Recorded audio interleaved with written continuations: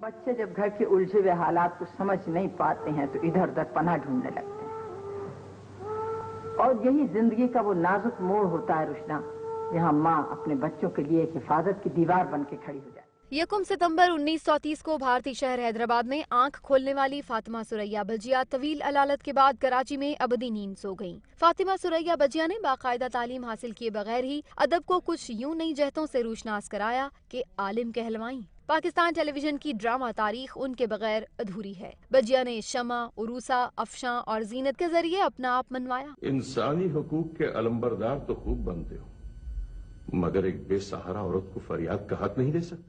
انا سے لے کر آگاہی تک ان کی تمام تصانیف نے بھی خوب پذیرائی سمیٹی۔ فاطمہ سریا بجیا نے بچوں کے پروگرام کے لیے بھی کام کیا، ریڈیو کے لیے بھی کرداروں کو کہانیوں میں پیرو کر امر کر دیا۔ ادبی خدمات کے اعتراف میں انہیں پرائڈ آف پرفارمنس اور ہلال امتیاز سے نوازا گیا۔ جاپان کا اعلیٰ سول ایوارڈ بھی حاصل کیا۔